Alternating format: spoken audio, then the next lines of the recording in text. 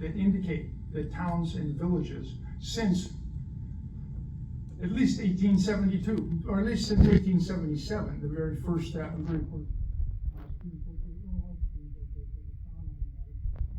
for all practical purposes indicate that they're synonymous. There was a series of many cases in the early 20th century, around 1902, 1910, somewhere in that range. And then there was a dearth of litigation on that, because basically when there becomes a dearth of litigation in a few cases, the matter is considered established point of law, and so it was never really raised any further in any other venues, and so consequently, those definitions set by the Illinois Supreme Court have never been overturned, have never been changed, have never been varied in terms of defining town or village, and within the meaning of the statute and as interpreted by the Illinois Supreme Court, this is in fact a village. But I want to call the attention specifically to our reply brief.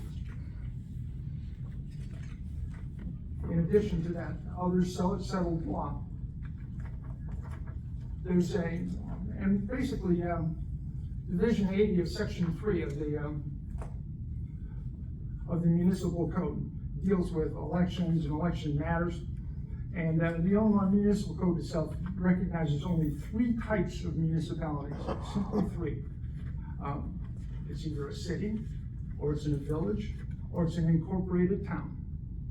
And it's specifically regarding a incorporated town requires the election of a president, a clerk, an assessor, a collector, or a supervisor for every incorporated town. The statute says shall be elected, making the election of those officers mandatory for an incorporated town. I cite 65 ILCS 5/3.1-25-95, and it indicates ever since 1985, there's absolutely a requirement for an incorporated town to elect those officers. Normal, whatever Normal chooses to call itself, has not elected such officers. Consequently, there's only one, and Normal is not a city. Becoming a city takes a separate kind of incorporation. So there's only one thing left for Normal to be, and that, in fact, is the village. Regardless of whatever, I see the sign, whatever, regardless of what this municipality chooses to call itself or chooses to represent itself to the public, there is only one single option that it can be in the statutes of the state of Illinois, and that is, in fact, a village. And consequently, as a village, it does fall within the definition of 3.1-25-80, and consequently, that is what was petitioned under by the citizens here. And I suggest to the electoral board that it is of no consequence that the petitioners utilized the common name of Town of Normal in their petition. Everybody is quite clear and understands the municipality to which they're referring. And no matter, again, how Normal identifies itself, there's only one thing it can be under the law, and that's a village. To try and do otherwise would go against many court cases of the Illinois Supreme Court, but in fact, I would suggest that if it were to put forward in a legal circumstance, that it's not a village, that it is, in fact, the other option, and that would be incorporated town, that the village has been illegally operating ever since 1985, and it would cause much more grief to start to consider and make some sort of presentation in a legal setting. It would cause much more grief for the village of Normal to present itself in a legal context as a town. That's ultimately sums up the portion to strike paragraph 1 of the objection.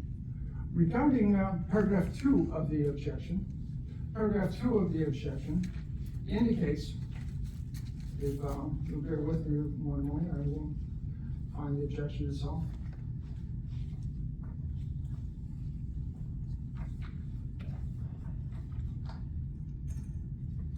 It's all out of paper.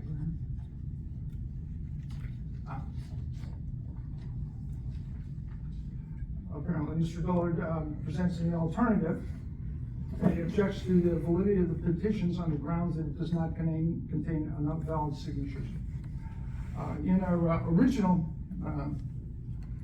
motion to strike and dismiss, we called to the board's attention the fact that the statute requiring relating to objections requires that the objectors state fully his objection. There's a general objection to the validity on grounds it does not contain enough valid signatures.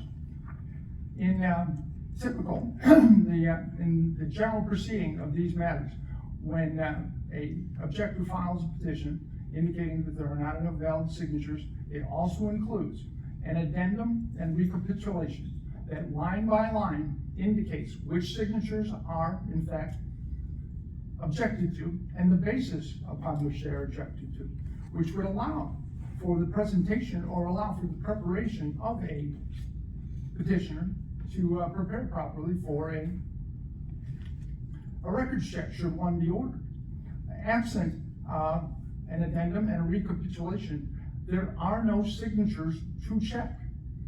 Any signature checked at any future potential records check are in fact an amendment to the original objection, and of course pursuant to the rules, no amendments are allowed. Consequently, one of our original motions was in fact that the records check was improperly ordered in the first place because there is in fact nothing to check. There is no list of signatures. There's not even an indication of a count, indication of how short, indication of what the signature requirement should be. There is literally nothing to check. This fails to state fully, and I might as well at the moment,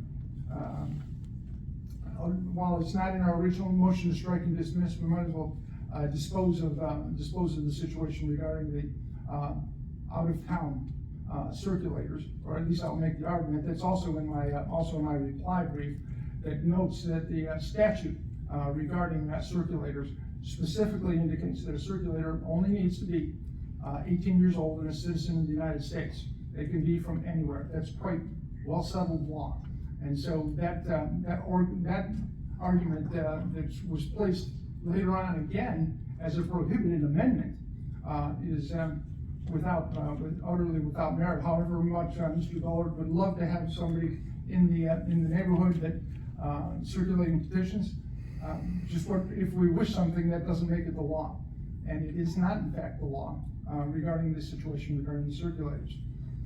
And so this petition itself on paragraph 2 is facially deficient when those things come before many. There's multiple cases, hearing board cases, electoral board cases all around the state that dismiss that kind of what they call shotgun petition, shotgun objection, strictly out of hand because there is nothing to check, and so it fails to meet the state fully program of the state fully requirement of the statute as to objections. On that, I will yield. Those are the two main issues. One is again, just to recapitulate the issue on the requirements on objection 1, the requirement that an incorporated town, which is one of only 3 possible municipalities, has to elect officers as provided in ultimately final section 95 of division 25 of the municipal code. Normal has never complied with that. Normal is not an incorporated town. Or if Normal argues that it is an incorporated town, I suggest to you that Normal would also be arguing that it's been operating illegally at least since 1985. Thank you. Mr. Dillard, do you have? Thank you, Mayor, and the board. Well, my position on objection one is simple. As a matter of Illinois law, the petitioner cites as a rationale for a referendum an Illinois statute that does not apply to the town of Normal or any incorporated town. Now, the petitioner like to suggest that there's just cities or villages, but the code goes through great lengths of mentioning cities or villages or towns, sometimes together, sometimes by themselves. And right at the beginning of the code, it states that a particular section of the code is limited to cities or villages or incorporated towns or any combination thereof, or as cities, villages, or incorporated towns of a specific type, or any combination thereof, that intention should prevail. So the code they cited only suggested villages. There was not anything that, well, if you're a town, you can follow it this way too. It just applied to villages. It's that simple. The law she cites applies to villages all across the state. It applies to Ellsworth or Hudson or Hayworth or any of the other 16 villages in McLean County. It doesn't apply to Bloomington or Leroy, which are the two cities in McLean County. And it doesn't apply to the town of Normal, the only town in McLean County. So my brief states a village is not a town and a town is not a village. The Illinois General Assembly gave the right to petition for referendums for city wards or village districts, but the legislature provided no such express authority to towns such as Normal. As the objector, I respectfully ask this electoral board to quickly recognize that as a matter of law, my objection should be sustained.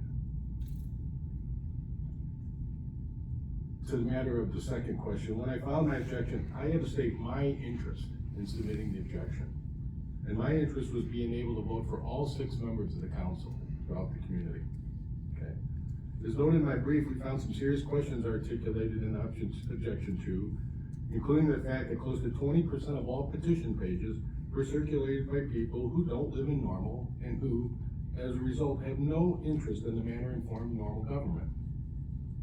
This is a significant public policy issue that outsiders should act outside the norm by coming into our community and trying to change the form of government.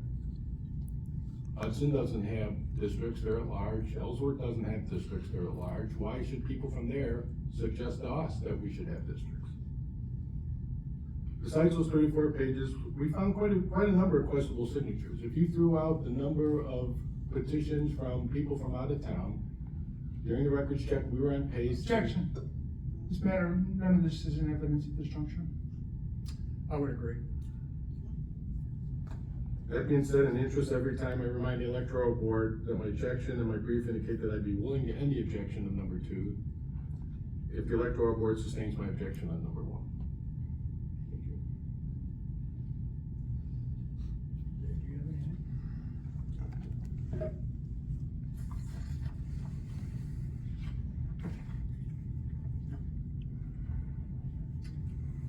All right.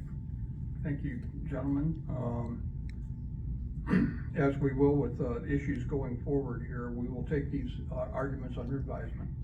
And we'll, if we have another meeting, we don't finish our business today, and our final meeting, we'll release our recommendations and decisions on this item.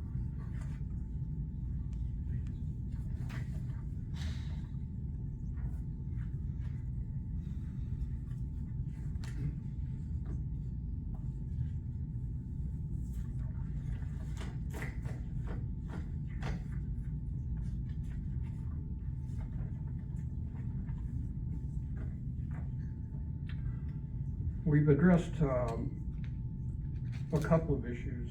I'm going to need some parliamentarian. Do we need to take a vote on the issue of the clerk? We haven't addressed that one yet, since we're going by the documents rather than. Good point. So we should bring that issue up. The next issue on, the next item, preliminary motion, if we're going to order preliminary motions is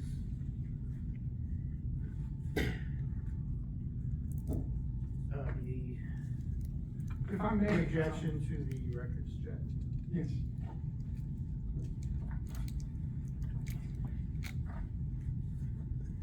Because again, if I may, if there was a favorable finding on that issue, we needn't get to, the issue of the clerk.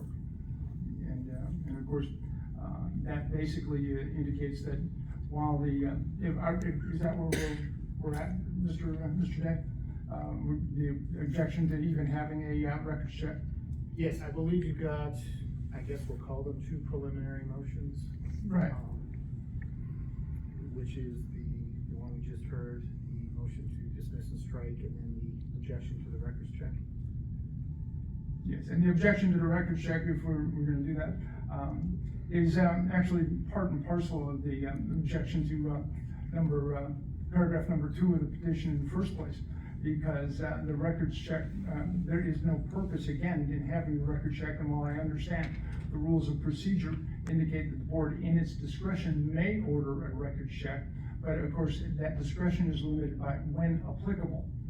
And again, without any objection to any signature, there is no record to check. You cannot just make a blanket invalidity objection and then go set forth to a records check and conduct what should have been conducted by the objector prior to filing an objection. So I suggested the board, while again, it was within the board's discretion to order a records check, that discretion is limited by the phrase when applicable. There are no records to check, hence the records check, the order for the records check was inappropriate or not applicable. And consequently, continuing with and conducting a records check is again also inappropriate, because again, there's nothing to check. Every objection to the records check is in fact an amendment that's prohibited by the rules. The issue of whoever the circulators again came up with the records check, and again, that is an amendment that's prohibited by the rules. And the board is by its own rules and by case law is limited to the four corners of the objection as it's received. And so again, I would reinforce our this motion to at this juncture, although it was begun because of timing matters, et cetera, it was begun also over my objection that I did make to Mr. Day at the check itself. And so it was begun over my objection at that particular point in time. And I suggested the continuation of this records check is again not applicable. It goes beyond the discretion of the board. Thank you. Mr. Dillard. The board met Monday and set the schedule and set a case management and set the rules down, and nobody motioned or objected to those rules. And when we met with the respondent on Tuesday, they agreed to the records check on Friday. So we just following the rules of the board. He's coming in late and trying to suggest that, well, there's something else here, but this is what the parties agreed to. There was no appeal or no motion at the original hearing. There was no objection to moving forward with this activity at the case management case, and we moved forward on Friday, like we indicated. Thank you. I would ask you, Mr. Dillard, to further elaborate on the issue of the required residency of a circulator. There seems to be some disagreement on that one. Well, quite simple, as I said in my brief, that this issue here is about the people of Normal petitioning their government to change the way we govern ourselves. And we have people that are outside the town, a significant portion of people outside the town, coming into our community and knocking on people's door, or standing outside polling places, or sticking along the trail and handing out water, and asking people to petition to change the government. They have no bearing in it. They have no public policy in these to do. So I don't think they're valid petitions when people outside our community come in and try to tell us how to govern. That's my point. May I reply? Sure. The requirements for circulators is set forth clearly in 10 ILCS 5/28-3. At the bottom of each sheet of each petition, such petition shall be added a circulator statement signed by a person 18 years of age or older who is a citizen of the United States. Those are the total requirements of what someone needs to be a circulator, regardless of the public policy question or whatever Mr. Dillard wishes were the case. That's just simply not the law. Any comments or questions from members? I'm inclined to agree with this, and again, Mr. Parliamentarian, help me out here with a motion to remove that. In terms of, okay, so we'll just get back to the issue. We're still on the objection to the records check. Yes. That's the motion that's up on consideration. And if I may, okay, just to clarify the issues, I want to make sure we're talking about the same thing between the two parties. The respondent's position, as I understand it, is that the statute says that the objection must fully state the reasons for the objection. That interpretation is that the objection is supposed to set forth any specific signatures that are being challenged.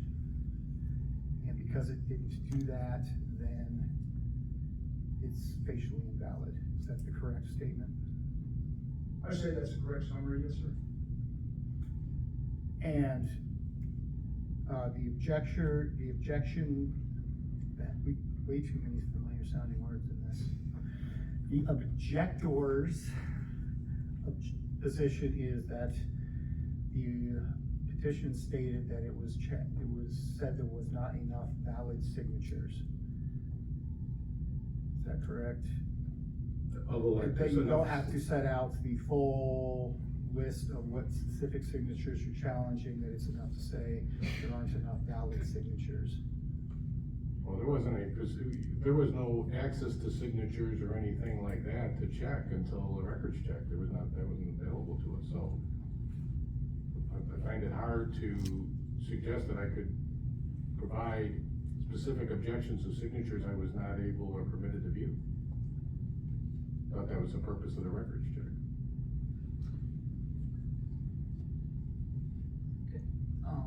If I may, that indicates that's an improper representation of the status of the ability of a citizen to in fact check records. These are in fact public records. You can go to the Board of Elections. You can go to the clerk's office. And they're available to any citizen to do during the course of a petition check. And so just the failure to do so indicates that it's not a question of whether it's difficult or not. It's a question that there was a failure to do so, and consequently there is no objection to a signature. And very, very commonly, and courts around the state have required something not called a shotgun objection. A shotgun objection is in fact when somebody just says essentially they're all bad. And so consequently, and the courts have thrown out all those objections all around the state consistently.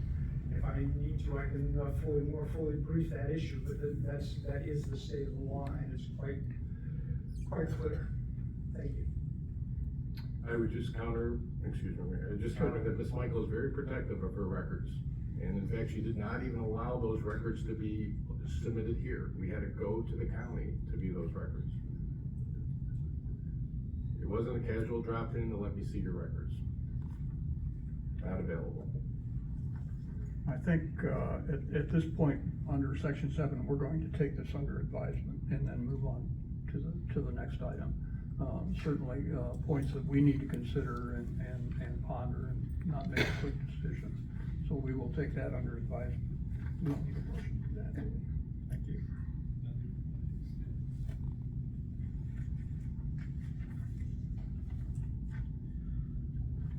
So, Mr. Mr. Mayor, I believe the next item then on the agenda would be the underlying objection. I know we've already covered those issues with respect to these preliminary motions. It would be Mr. Bullard's case on the two paragraphs of his objection. He wants to proceed with argument on those.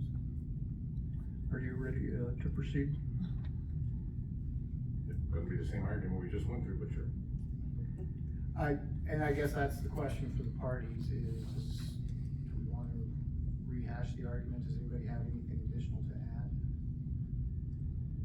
I have nothing to do, well, before we go there, additional to add on what? Just to clarify what we've Yeah, addressed. let me kind of walk through where we're at.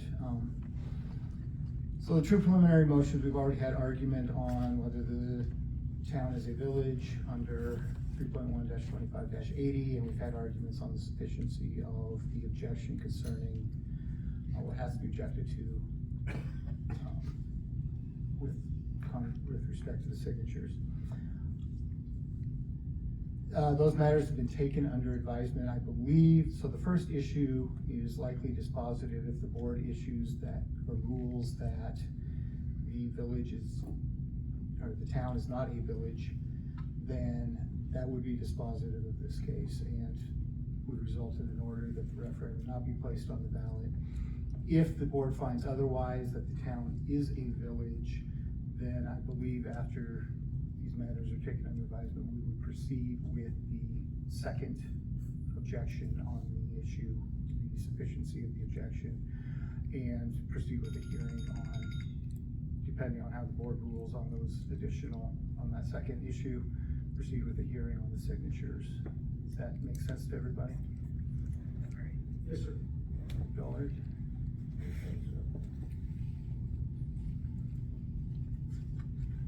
So if that is the case, I mean, I guess going back to the underlying case, we've already heard argument on the issue of whether the village is town. Does anybody have anything additional to add on that? Any speak now or forever hold your peace?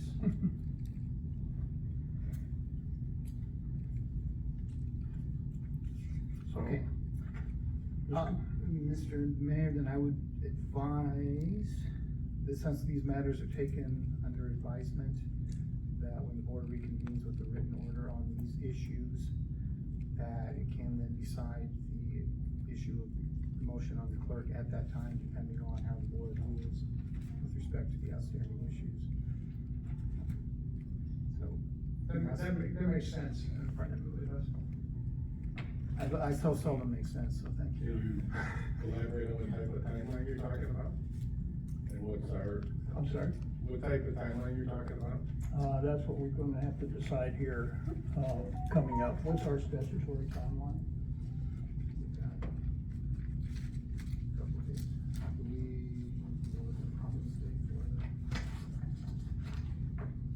This Wednesday? Yeah. You in agreement? This May I Wednesday? advise the board that I'm leaving out of town on Wednesday after?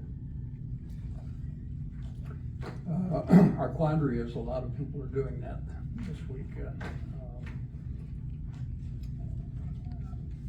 I think, I'll be out of town next week. I just found out I'm required to be in Washington DC. And I think Wednesday is really gonna be the only, we're gonna try and do it as an evening meeting to, adjust the schedules. Yeah, I leave Wednesday afternoon. Can we take this in to next week? The earliest would be Thursday. What day is Thursday? Thursday the 8th? I don't return until the evening of the 12th. Are you in town tomorrow? I am in town tomorrow. I think then it would be prudent. Mr. McCarthy, do you have a scheduling issue for tomorrow? I do, but got a lot of office stuff up here. You might wanna suggest a time for your readjustment. Later is better. In fact, it is, because at 2 o'clock in the Chicago area, I have a court matter. 2 o'clock tomorrow afternoon, and I'm 2 hours away. Everyone's too busy here. Pardon? 7?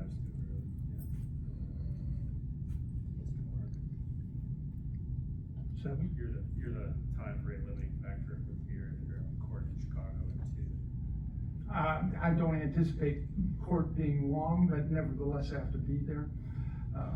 And actually, it's not Chicago, it's actually Will County, so that's a little better. A little more south. Yes, it's a little closer. I would suggest 7 p.m. tomorrow. And you anticipate a written order tomorrow? I think we would have a written order by tomorrow. Okay. Yep. So we will adjourn this, recess this meeting until, tomorrow is what day? 30th? August 30th, 2022. We will reconvene in council chambers at 7 p.m. Did I have a motion for adjournment? So moved. Or for recess? For recess. Thank you. Motion to recess. Thank you. All in favor? Aye. Aye. Aye. We are in recess. Thank you. Thank you.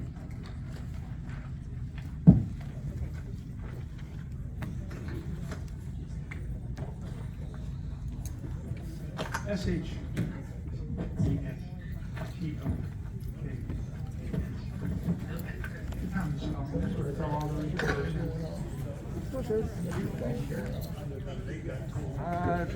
Running down the clock and raising up the billing. Okay. Excuse me.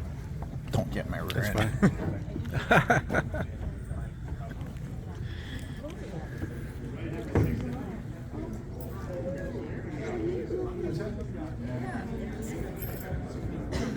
Hi there, how are you?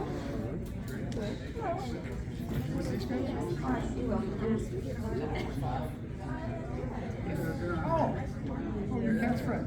Your cat's back. Your cat's back. A long time for you to sit.